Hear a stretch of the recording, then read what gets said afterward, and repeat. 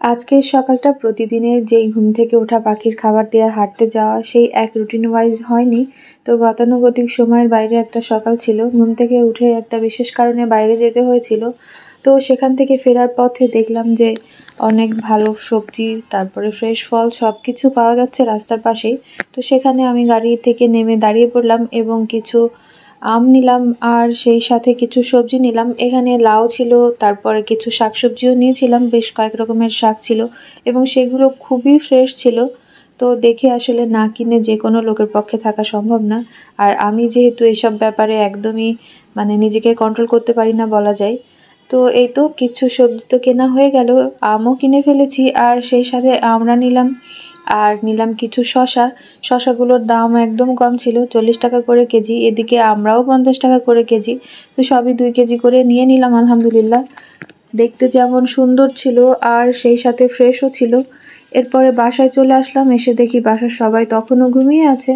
তো আমি আর কি করব, ভাবলাম ডাকাডাকি বাদ দিয়ে আগে নাস্তা রেডি করে ফেলি। নাস্তা রেডি করে তারপর একে একে সবাইকে ডাকা যাবে। তো আমি কিছু ডিম পোস্ট করে নিলাম, ডিম ভাজিও করে নিয়েছি। আর এদিকে পটল ভাজি করা ছিল আগের রাতেই। দই, ডিম আর রুটি ভাজি, এই সব কিছু দিয়ে আমি একে একে সকলের খাবার রেডি করলাম, চা রেডি করলাম, করার পরে সকলকে খাবার দিয়ে দিলাম, নিজেও খেয়ে নিলাম। এরপরে গতদিনের স্বপ্ন থেকে কেনা মহাশোল মাছগুলো আমি কিন্তু একটু লবণ আর লেবু দিয়ে মাখিয়ে রেখেছিলাম, যেহেতু একটু পিচ্ছিল ছিল মাছগুলো। তো এই তো গেল। এরপর ভালো করে ধুয়ে নিয়ে আমি এটা হলুদ লবণ দিয়ে, তারপর একটু তেলও দিয়েছিলাম, দিয়ে ভালো করে মেখে রেখে দিলাম কিছুক্ষণ। এরপরে মাছগুলো ভেজে নিচ্ছিলাম। তো মাছগুলো একটু কড়া করেই ভেজে নিয়েছি, যা রান্নার সময় ভেঙে না যায়। তো একে একে আমি সেগুলো খুব ভালো মতো ভেজে তুলে নিলাম। তো তারপরে মাছ রান্নাটা আমি আজকে শুধু ঝোলই করব, এর সাথে কোনো সবজি দিব না। এক টুকরো দারুচিনি আর একটা এলাচ দিলাম, আর সেই সাথে কিছু পেঁয়াজ কেটে দিয়েছি, দিয়ে সেগুলো ভালো মতো একটু ভেজে নিলাম। একটু গোল্ডেন ব্রাউন কালার হওয়ার পরেই আমি দিয়ে দিলাম পেঁয়াজ বাটা, সেই সাথে আদা আর জিরা বাটা দিয়ে দিয়েছি। রসুন বাটাটা আমি সাধারণত মাছে ব্যবহার করি না।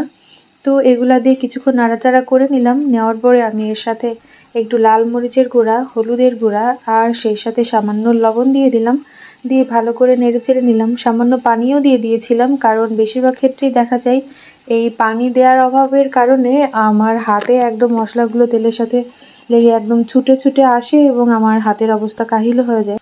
এক্সট্রা যে পানিটা দিয়েছিলাম ওটা যখন শুকিয়ে গেল, সে পর্যায়ে আমি আরও একটু পানি অ্যাড করে দিলাম, দিয়ে আরও ভালোভাবে যাতে মশলাটা কষানো হয়। তো সেজন্য কয়েকবার পানি দিয়ে এবং ঢাকনা দিয়ে ভালো মতো কষিয়ে নেওয়ার পরে মাছগুলো একে একে দিয়ে দিলাম আমি মশলার মধ্যে। তো মশলার এই গ্রেভিটার মধ্যে মাছটাও বেশ কিছুক্ষণ নাড়াচাড়া করলাম এবং উল্টে পাল্টে দিলাম, দিয়ে বেশ কিছুক্ষণ ঢেকেও রান্না করলাম। প্রায় মিনিট 5 পরে দেখলাম ঢাকনা তুলে মাছের মশলাটা একদমই কষানো হয়ে গেছে, আর কোনো পানি দেওয়ার দরকার নেই কষানোর জন্য। তো আমি ঝোলের জন্য যে পানিটুকু আমার দরকার সেটুকু দিয়ে দিলাম।